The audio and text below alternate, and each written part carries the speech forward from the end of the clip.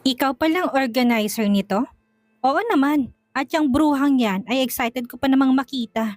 Yun pala, talagang nag-evolve na ng tuluyan sa pagiging demonita. Hayaan mo na siya, Sheila. Hindi naman totoo ang sinabi niya. Why? You look beautiful. Besides, natural lang naman na mag-gain ka ng weight. Tatlo ng anak mo eh. You're still the best, Sam. Hayaan mo, next time hindi ko na imbitahin yung babae na yan. Yan ang tama. Sabi naman niya, talaga? Sabi ni Sheila na itinaas pa ang kamay. In-announce ng host ang mga pangalan ng mga nagsidalo sa reunion at ang mga nangyari sa bawat isa. May malaking screen pa sa unahan na nagpapakita ng larawan nila noong high school at ang kasalukuyang larawan nila. May kumukuha kasi ng kanilang larawan pagpasok pa lang nila sa bulwagan. Nang banggitin ng host ang pangalan ni Sam at ang accomplishments niya, masigabong palakpakan ang kanyang natanggap mula sa mga naroon. Nag-request pang host na mag-cheer siya gaya noon. Pinaunlakan naman yun ni Sam na lalong kinatuwa ng mga nagsidalo. Nang si Sheila nang pinakilala, nagpalakpakan din ang lahat. Hinilingan din itong mag-cheer at pinaunlakan din yun ni Sheila. Muling nagpalakpakan ng tao. Nang si May nang ipapakilala at hinilingan na mag-cheer, tumanggi ang babae at sinabing, "That's so cheap." Sandaling namayani ang katahimikan ng bulwagan. Mabuti na lamang at magaling magpatawa ang host. Agad na nagbalik ang sigla ng crowd, lalo nang ipakilala na si Marcus. Hindi lamang pumalakpak ang mga tao kundi nag-standing ovation pang mga ito. Kabilang na siya. Hindi maintindihan ni Sam, ngunit proud na proud siya para sa binata, kahit hindi naman niya ka-close noon si Marcus. Para bang kahati siya sa tagumpay ng binata. It was strange, but it felt good. Nang matapos ang palakpakan, sinundan ni Sam ng tingin si Marcus. Napansin niya nakabuntot sa binata si May. Gusto niyang mainis kay May, ngunit napansin ni Sam na mas may. Sinabi si Marcus sa baba at bigla na lamang tung lumayo. Matapos ang ilan pang patawa ng host, inannounce nito na it was time to dance at kunin na lang daw ang kanilang souvenir kay Evelyn. Sinabi rin ng host na pwede silang magpakuha ng letrato sa dulo ng bulwagan kung saan naroon ang photographer. Agad hinanap ni Sam si Evelyn, ngunit nang makita niyang babae ay pinagkakaguluhan na ito ng kanyang batchmates. Nagpasya siyang hindi na muna kumuha ng souvenir at magpakuha na lang muna ng letrato. Papunta na sana si Sam sa photographer nang may pumigil sa kanyang balikat, lumingon siya at nakita si Marcus. "Oh, nandiyan ka na pala. Anong atin?" Nakangiting tanong ni Sam sa binata. "Let's go, ihahatid na kita," sabi ni Marcus. "Anong let's go? Magpapakuha pa ako ng picture. Sayang naman yon. Hanggang ngayon pala ay mahilig ka pa rin sa mga ganyan."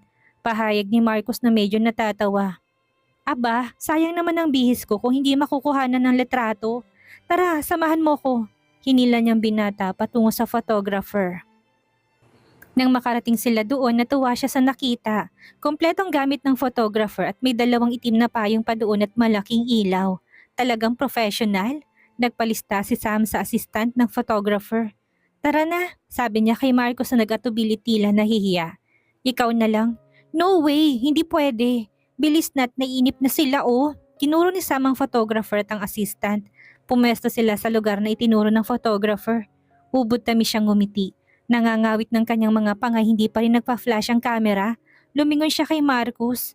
Kaya naman pala, tawa ng tawang binata habang nakatingin sa kanya. Naiinis siya sa lalaki. "Ano ba? Nananakit ng pisngi ko, ayaw mo pang umayos. Nagpapakit ka ba?" "Natatawa lang ako sa'yo. Para kang batang sabik na sabik magpa-picture." "Ah, ganon. Ikaw, ano naman ang drama mo dyan at nakakbay ka pa sa akin?" Pinandilata niya ng mga mata si Marcus. Noon naman biglang nag-flash ang camera. Nanlalaki ang kanyang mga mata na nakaharap siya kay Marcus, habang ang binata naman ay nakakbay sa kanya at tumatawa. "Ano ba yan? Bakit bigla mo naman kami kinuhanan?" Inis na tanong ni Sam sa natatawa na ring photographer. "Sorry po ma'am, hindi ko mapigilan ang sarili ko eh. Pati ang assistant nito ay tumatawa na rin." "Magsama kayong tatlo," sabi ni Sam na tinalikuran ng mga lalaki. Humabol naman sa kanya si Marcus. "Don't be such a baby. Tara, ulitin na lang natin." Nakangiting pangaalo ng binata. "Don't be such a baby." Gaya ni Sam sa sinabi ni Marcus, nilukot pang mukha upang ipakita ang kanyang pagkainis. "Isang shot lang ang pwede, hindi ba? Ayoko na." "Okay lang yun, babayaran ko na lang," sabi naman ng binata. "Hindi na Marcus." "Wow, ngayon ko lang narinig mula sa yung pangalan ko." I think I like the way you say it. Nanunuksong sabi ni Sam na ikinapamula ng kanyang mga pisngi. Tara na nga! Nauna na maglakad si Sam patungo kay Evelyn na namimigay pa rin na souvenir items. Mga stationery yon na nakalagay sa magandang box at may katernong Parker pen na may naka-engrave na Class of 89. Nang makita sila ni Evelyn, agad tong lumapit sa kanila at binigyan sila ng tag-isa. Nagpasalamat sila at nagpaalam na. Sa labas ng function room, natanaw ni Sam si Sheila na kinamayan ng mga tulad nilang papalabas ng hall. Paano Sheila? Mauna na kami. Paalam niya sa babae. Bakit naman? Maaga pa ah? Reklamo ni Sheila. Nagayayaya na tong si Kolokoy. Nasiraan kasi ako ng kotse at nakisabay lang ako sa kanya. Bulong ni Sam. Nang lingunin niya si Marcus na kangiti ang binata. What's so funny? Tanong niya kay Marcus. Nothing. Ani tong pinipigil na matawa. Sige Sheila, mauna na kami. Baling nito sa babae. Makahulugang ngumiti si Sheila kay Marcus na lalong ikinainis ni Sam. Sige, ingat kayo. See you next time. Nakipagbeso pang babae sa kanila. Papalabas na sana sila ng hotel nang marinig niyang tumawag si May. Marcus! Tawag ni May. Napilitan tuloy silang huminto. Yes, nawalang ngiti ni Marcus. Here's my calling card. You can call me anytime. Anytime at all. Can I have your number? Pinapaos pa ni May ang boses. Napasimangot si Sam. Wala pa rin pinagbago si May. Flirt pa rin ang babae. Nahalata yata yun ni Marcus kaya nagmadali tong kumuha ng calling card sa wallet at inabot kay May. May hindi malang pinagkaabalahang tingnan yun ng babae. Bagkos sinuksok ang calling card sa may punong dibdib ng suot na damit habang nakatingin pa rin kay Marcus. I'll call you, sabi pa ni May na lumapit pa kay Marcus at humalik. Agad namang nag-iwas ng mukha si Marcus kung hindi i-check na sa labi mahalikan ni May si Marcus. Bye! Tumalikod na si May nang hindi man lang siya pinansin. Ganun ba talagang kaibigan mong yun? Naiiritang tanong ni Marcus habang hinihintay nila ang kotse. Kinukuha pa yun ng valet. Excuse me, sa'yo lang siya nagpaalam. So I guess it's safe to say na kayong dalawang magkaibigan ngayon. Close kayo? Tanong ni Sam. Kay Marcus tuloy niya na ibaling ang kanyang inis kay May. Kaya siguro lumaki ang dibdib, punong-puno na ng calling cards. Natawa si Marcus. Tawa ka ng tawa. Lagot ka kapag nagsimula siyang tumawag sa office mo. Baka puntahan ka pa. Magdusa ka. Binigyan mo kasi eh. Sino naman ang nagsabi sa'yo na calling card kung binigay ko sa kanya? Noon dumating ang sasakyan ng binata. Pagpasok sa loob ng kotse, pareho silang tumatawa. Mabagal ang pagpapatakbo ni Marcus ng sasakyan. A very responsible driver, naisip niya. Relax si Sam sa biyahe, ni hindi niya namalayang naidlip siya. Naalimpungatan siya ng bahagyang bumilis ang takbo ng sasakyan. Napansin niyang ibang daan ng kanilang tinatahak. Hey, hindi tong daan pabalik sa San Miguel. Saan tayo pupunta? Tanong niya sa binata. Ngunit hindi sumagot si Marcus. Sagutin mo nga ako, saan tayo pupunta? Don't tell me kinikidnap mo ko. Shut up, huwag ka masyadong magulo dahil baka mawala sila sa paningin ko. Sabi ni Marcus na tutok ang mga mata sa isang sasakyan na ilang metrong layo sa kanila. Pamilyar sa kanya ang sasakyan. Nakakunot noong tinitignan na rin yun ni Sam. Ang Mercedes-Benz na nakabangga sa kanya. Yan yung nakabangga sa akin na. Tama, sundan natin at sisingilin ko. Hindi kumibo si Marcus ni hindi lumingon sa binata sa kanya. Seryosong anyo nito sa ginagawang pagsubaybay sa sasakyan. Nang huminto ang Mercedes, nagpark din si Marcus sa hindi kalayuan. Napansin ni Sam na tangi ang teenager na lalaking bumaba mula sa sasakyan. Pumasok ang lalaki sa isang maliit ngunit magandang bahay. Aktong bubuksan ni Sam ang pinto ng kotse ni Marcus. Nang pigilan siya ng binata. Ano ka ba? Ano ba problema? Ayan na sila oh. Sigurado ako na nasa loob din yung babaeng cute. Puntahan na natin. Muling nagtangka si Sam na lumabas ng kotse. Hinawakan ni Marcus ang kanyang kamay at hindi yun binitawan hanggang hindi niya inaalis ang pagkakahawak sa bukasan ng pinto. Napilitan tuloy siyang manatili sa loob. Sige, sasakyan kong drama mo, sabi ni Sam kay Marcus. Matagal na silang naruroon ngunit hindi pa rin umiimik si Marcus. Hindi na nakatiis si Sam kaya tinanong na niya ang binata. Pwede bang malaban ko anong ginagawa natin dito? Kung hindi natin sila pupuntahan bakit nandito pa tayo? Nagtataka si Marcus sa sarili ng mga sandaling iyon na makita niyang lumabas mula sa Mercedes-Benz si Noel. Nagpasa siyang maghintay saglit bago ito puntahan at si Mattel upang masorpresa ang dalawa. Hindi na makakapalag ang dalawa kapag pinilit niyang sumakay sa kanyang kotse. Mautak talaga ang kanyang kapatid. Siyempre nga naman, ang huling-huling lugar na maaari niyang hanapin, ang mga ito ay sa San Miguel mismo o ang bayang pinakamalapit kaya doon na isipang magtago ng dalawa. Sinuwerte nga lang na nakita niya si Noel. Ngunit dahil nasa tabi lamang siya ni Sam na naghihintay, halos nalimutan na ni Marcos ang kanyang sadya sa lugar. He liked the feeling na katabi lang niya si Sam at pareho silang tahimik.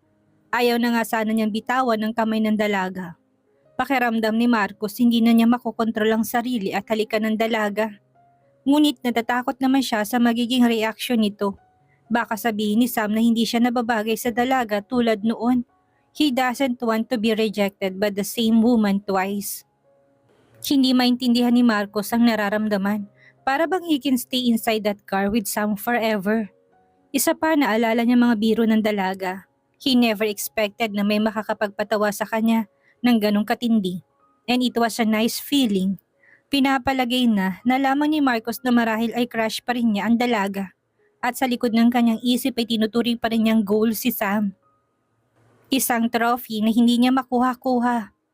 Siguro nga'y ganoon, bumaling si Marcos sa direksyon ng dalaga. Alam niyang naiinis na si Sam sa paghihintay nila sa loob ng sasakyan. In his eyes, she was becoming more and more beautiful sa bawat oras na kasama niyang dalaga. Was that possible? Do you know that you look great tonight? Maya-maya sabi ni Marcos. Alam ko, pero ano naman ang connection nun sa paghihintay natin dito? Natawa siya sa sagot ng dalaga. This woman sure knows how to make life easier. Nang muli niyang sulyapan si Sam, nakakunot na naman ang noo ng dalaga. Napangiti na naman siya. Everything she did seemed to be so natural. Kahit ang pagkunot noo, he had never seen any woman who looked beautiful in that way. Sam, can I kiss you? Biglang kumabog ang dibdib ni Sam. Hindi niya malaman kung anong isasagot kay Marcus. Bakit naman kasi nagpaalam pa ito? It would have been easier if he just did it. She would be surprised, pero gano'n naman talaga dapat. Hindi siya mapakali sa aking nauupuan. Sinulyapan niya si Marcus. He was looking at her intently. Hinaplos ng binatang kanyang mukha. Pakiramdam ni Sam ay nagtayuan ng lahat ng kanyang balahibo sa katawan. You're still very beautiful, Sam. Please forgive me if I can't help myself. Sabi nito bago bumaba ang mga labi sa kanya. The kiss must have lasted for a full minute. Nang maghiwalay ang kanilang mga labi ay nakatulala siya. Wala sa isip na hinaplos ang kanyang mga labi. Pwedeng mag-request? Maya may tanong ni Marcus. Ano yun? Nagtataka ang tono ng dalaga. Isa pa, pwede? Natawa si Marcus na malakas at niyakap siya. Matapos ay muli siyang tinitigan at hinalikan. Iba ng paraan ng paghalik ng binata, tila naghahanap. The kiss made her hot and the feeling was new to her. Parang may kulang pa. Kaya naman hinawakan ni Sam ang dibdib ni Marcos at tinaplos yon. Noong bumitaw sa kanyang binata, matamang nakatitig si Marcos sa kanya. Hindi mabasa ni Sam ang nasa mga mata ng binata. Ito rin ang unang nagbawi ng tingin. What's wrong? Naguguluhan niyang tanong. Everything, sabi ni Marcos nang bumaba ng kotse. Agad namang sumunod si Sam. Dumiretso si Marcos sa bahay kung saan pumasok ang teenager na lalaki. Sinundan niyang binata, naguguluhan pa rin. Nang nasa tapat na sila ng pinto, bumaling si Marcos sa kanya. Ikaw ang kumatok. Kapag binuksan na, saka ako papasok. Dito na muna ako sa gilid, sabi nito. Tila nalimutan na ng binata ang namagitan sa kanila sa loob ng kotse. Tumangulang si Sam at kumatok na sa pinto. Agad namang binuksan niya ng teenager na babae. You? What are you? Hindi pa man natatapos ang sasabihin ng babae, bigla namang nagpakita si Marcos. Kuya! Isasara sana ng babae ang pinto, ngunit mabilis na naiharang ni Marcos sa mga bisig sa pinto. Tuloy ay naipit yon. Ouch! Sumusobra ka na talaga, Matilda! Sabi ni Marcos na hindi na may pintang muka habang nasa pagitan pa rin ng pintong braso. Sorry na! Ikaw naman kasi! Paano mo kami nakita? Tanong ng babaeng tinawag na Matilda. Nang binata. Huwag mo kong aliwin, buksan mo ang pinto! Nagbabanta ang boses ni Marcos. Napilitan naman si Matilda na buksan ang pinto. Tumuloy sa loob si Marcos at sumunod naman siya. Nasaan ang magaling nating pinsan? Numadagundong ang boses ni Marcos. Halatang natatakot na si Matilda sa binata. Noon lumabas ng banyo ang teenager na lalaki. Anong nangyayari di? Kuya Marcos, bukas ang mukha nitong pagkakabigla at takot. Nabigla ka ano? Hindi mo akalain makikita ko kayo kaagad. Galit na sabi ni Marcus. How did you find us? Tanong ni Matilda. Hindi na importante yun. Sige na, labas na at sumakay na kayo sa kotse ko. Nasaan ang susi ng bench? Iniabot naman agad ng teenager na lalaki ang susi kay Marcus. Agad na inilagay yan sa bulsa ng binata. Pero naman kuya, paano mga gamit namin? Protesta ni Matilda. Shut up, Matel. Wala kang karapatang mag-demand na kung ano-ano. Just do what I say. Labas na, bilis. Tumalima naman ang dalawang teenager. Nakasunod si Marcos sa dalawa, nasa likod ng binata na parang wala sa sarili. Si Marcos ang nag-drive. Katabi ng binatang teenager na lalaki na nalaman niyang Noel ang pangalan. Si Matel naman ay nasa backseat katabi niya. Panay ang sisihan ng dalawa. Sabi ko naman sa'yo, huwag tayo dito magtago. Ayan, nahuli tuloy tayo kaagad. Sisi ni Noel kay Matel. Sa pera natin hanggang dito lang maaabot natin. Saka in the first place, kung hindi mo pinakialaman yung anak ni Congressman, hindi sana tayo nagtago. Ganti naman ni Matel. Ngunit agad ding pinatahimik ang dalawa ni Marcus. Nang madaanan nila ang terminal ng bus, nagtangkang tumakas ang dalawa. Ngunit agad din yung napigilan ni Marcus. Ang nangyari, sa halip na ihatid na muna siya, inuna ni Marcus ang pagdadala sa dalawa sa bahay nila.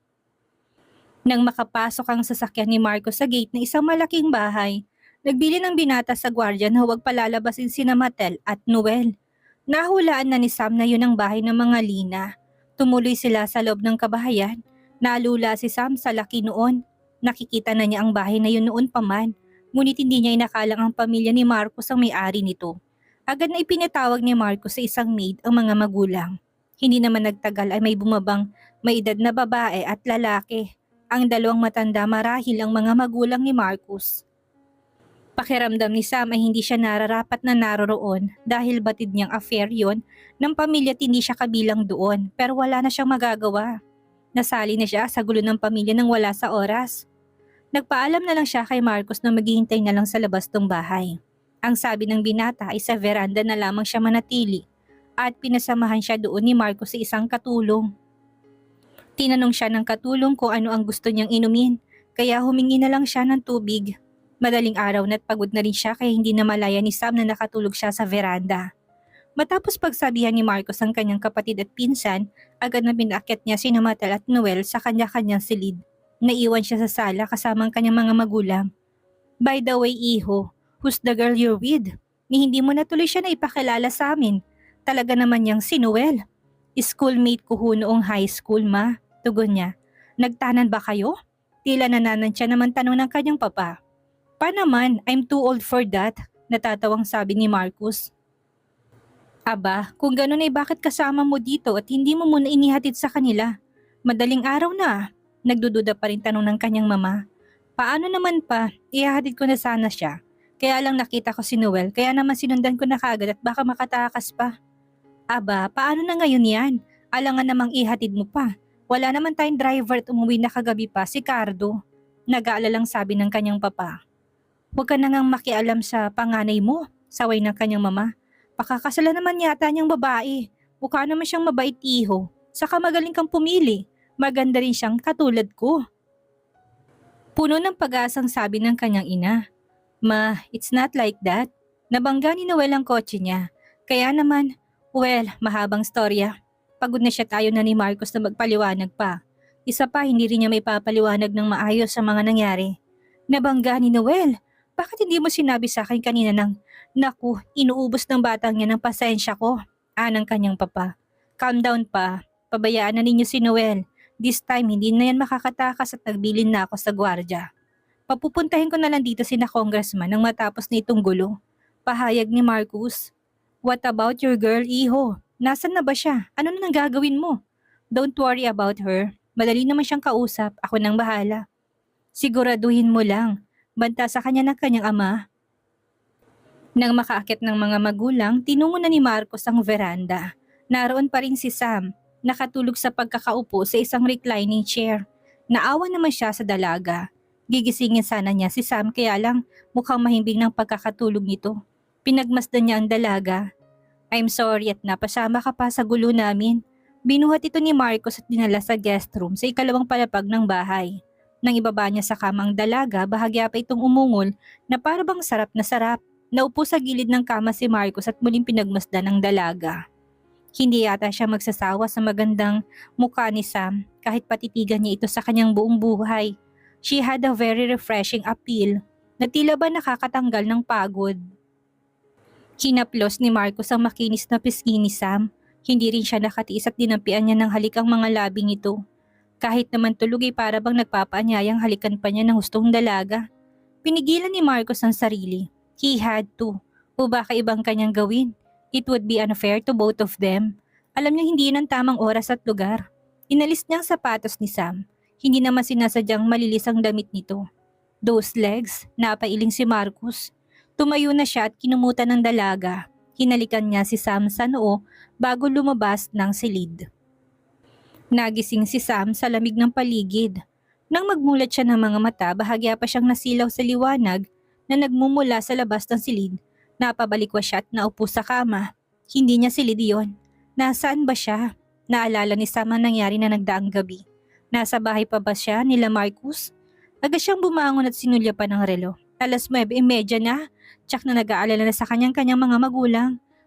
May nakitang telepono si Sam sa silid at agad niyang tinawagan ng kanyang mga magulang. Mabuti na lamang at ginawa niya yon dahil balak ng mga ito na i-report ang kanyang pagkawala sa pulis. Pagkababa ni Sam ng telepono, lumabas siya ng silid at naghanap ng banyo. Bahagya nang nanakit ang kanyang pantog. Napansin niyang pintong katabi ng silid ng kanyang pinanggalingan. Nagmamadali niya yung binuksan. Halos napasigaw siya sa gulat na makita doon si Marcos na hubad-hubad habang nakatapat sa shower. Natutup niya ang bibig at tila napako ng mga paa sa kinatatayuan. Tila hindi yata narinig ni Marcos ang pagbukas ng pinto ng banyo dahil patuloy lang sa paliligo ang binata. Nang lumingon sa gawin niya si Marcos, gulat itong napatalon. Agad na inabot ng binata ang tuwalya at tinakip sa katawan habang siya ay nakanganga pa rin nakatingin sa binata. "What are you doing here? Paano ka nakapasok?" Gulat pa rin tanong ni Marcos. "Ha?" Hindi pa rin nakakabawi sa pagkabigla si Sam. Hindi niya alam kung dahil doon sa nakakita ng lalaki na kahubad o dahil nashock siya sa ganda ng katawan ng binata. "Stop acting like that." Tila naman naiirita ito sa reaksyon niya. Noon lamang siya nakabawi. "Bakit naman kasi hindi ka naglalak ng pinto? Saka bakit hindi mo ko inihatid sa amin?" Napahiya si Sam kaya naman nagkunwari siyang galit. "Can we talk about that later? Hintayin mo ako sa kwarto mo. Magbibihis lang ako." Utos ni Marcos at agad naman siyang tumalima. Hindi naman nagtagal ay pumasok ng binata sa kanyang silid. Naka-white t-shirt lang at simpleng army pants ang binata. Lalo itong naging kahawig ni Ben Affleck. Nang lumapit si Marcos, nalanghap niyang preskong amoy ng binata. Ang bango mo naman. Pakagat nga." Biro niya sa binata. "Will you stop that? Bakit ba you're acting as if?"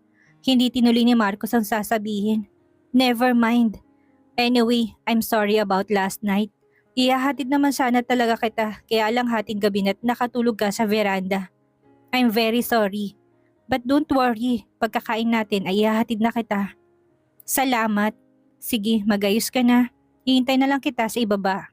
Sabi ni Marcos at lumabas na ng silid. Naabutan ni Sam si Marcos sa komedor. Kausap ng binata sa hapagkainan ang mama nito. Nang makita siya, agad na tumayo si Marcos at pinakilala siya sa mama nito. "Ma, this is Samantha. Sam, ang mama ko." "Good morning po," magalang na bati ni Sam. "Good morning. Please sit down, iha." Nakangiting sabi ng ginang sa kanya. "So, kaeskwela ka pala nitong si Marcos sa St. Michael?" "Ganun na nga po," tugon niya. "Okay naman ang eskwelahang yan. As a matter of fact, nangunguna yan sa ating lalawigan. But I guess, gaano man kaganda ang school, hindi pa rin maiwasan na magkaroon ng mga estudyanteng salbahe."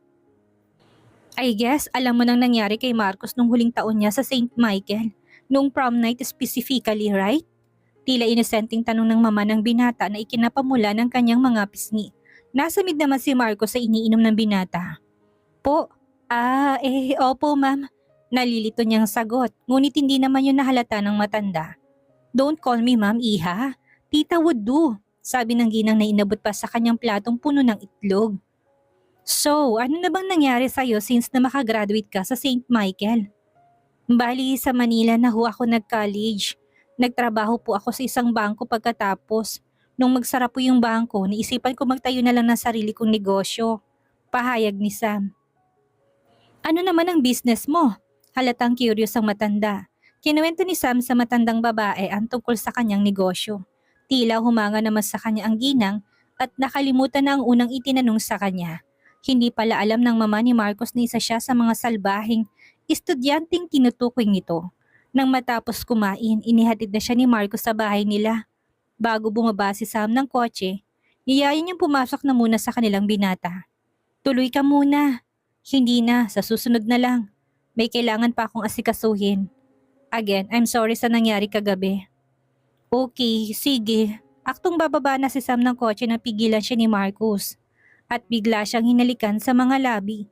Mabuti na lang mga tinted ang salamin ng kotse. Kung hindi i-check na makikita sila ng kanyang mga magulang. Why did you kiss me? Tanong niya sa binata pagkaraan. I don't know. Tila naman hindi nga alam ni Marcos ang ginawa. Natawa tuloy si Sam. Ikaw ha, nakakarami ka na ha. Mabuti na lang I like it when you kiss me. Bye, sabi niya at bumaba na.